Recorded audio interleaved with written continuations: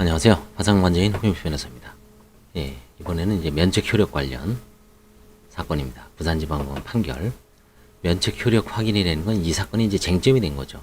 근데 실제 사건명은 구상금, 면책 효력 확인, 청구이의, 뭐 손해배상 여러 가지가 있습니다. 이 주로 네 가지가 있죠. 구상금, 청구이의, 손해배상, 그다음에 면책 효력. 그래서 이 네 가지가 있는데 여기서 이제 쟁점이 채권자와 채무자 간에 첨예하게 대립되는 게 채권자 목록에 누락된 이유가 뭐냐, 고의냐 아니면 과실이냐, 알았느냐 몰랐느냐. 고의 과실은 문제가 안 됩니다. 알았느냐 몰랐느냐.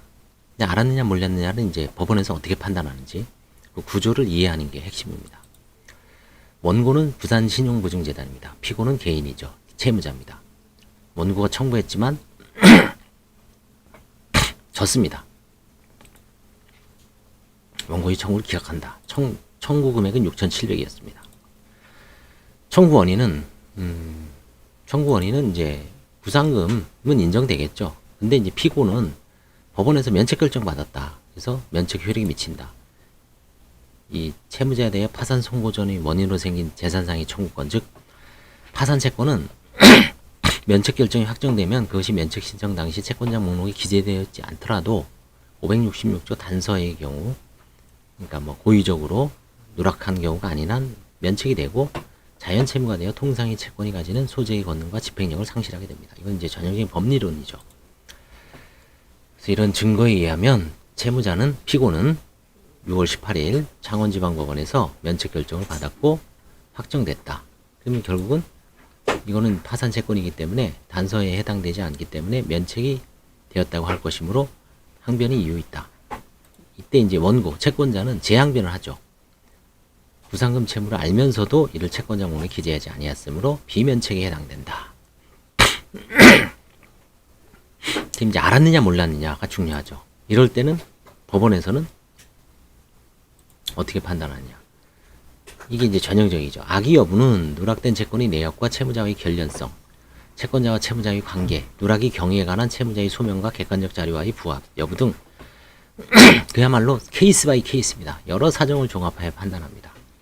주채무자인지 연대채무자인지 보증인인지, 그 다음에 채권자가 금융기관인지 대부업체인지 사채인지, 그 다음에 양수채권자인지, 누락의 경위가 이제 판결이 의제자백인지 지급명령인지, 그 다음에 이제 일반 공시송달인지 여러 가지 그 다음에 금액이 많은지 큰인지, 이런 모든 거를 종합해서 결련성, 관계, 누락 경위 이런 거를 이제 해서 종합하여 판단하고 단순히 채무자가 제출한 자료만으로는 면책 불허가 소유가 보이지 않는다는 전만을 들어 채무자의 선의를 쉽게 인정하지 말라는 건 이제 대법원 판례죠. 그래서 이건 이제 이 판결은 이제 구상금 채권이 기재되지 않은 건 맞습니다. 피고는 배우자인 주채무자 B와 함께 원고에게 보증기한 연장 시 일부 대출금을 상환했다는 취지 약정서 및 신용보증 조건 변경 신청서를 작성했습니다. 보증이죠.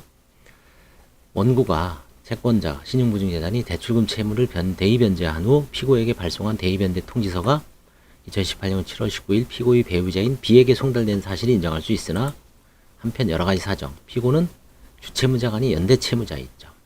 이게 채권자와 채무자의 관계죠. 아니면 결련성. 피고가 파산 및 면책 신청을 할 당시에는 아직 원고의 대의 변제가 이루어지기 전이어서 구상금 채권이 실제 발생하지 아니했고 보증기한이 당초보다 6개월 뒤 연장된 상태여서 별도로 원고로부터 채무이행 독촉을 받은 사실은 없는 것으로 보이는 점. 독촉을 받아야지. 독촉장이 되게 중요합니다. 독촉을 받았으면 일단 알고 있는 걸로 추정을 하는 것 같아요. 뭐 독촉장이 뭐 송달이 안 됐다 이런 거는 좀 변명으로 들리죠. 채무자는 채권을 자기가 확인해서 갚아야 될 의무가 있는 거죠. 그렇죠? 채권자 뭐 도망 다닐 권리가 있는 건 아니잖아요.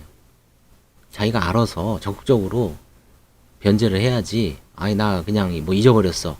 연락 안 왔어. 그럼 갚을 의무가 면제되는 건 아니잖아요. 채무의 어떤 법리상. 그다음에 원고의 구상금 채권은 그 원금이 6,700으로 채권자금으로 기재된 총 채무액의 약 12% 정도에 불과한 점.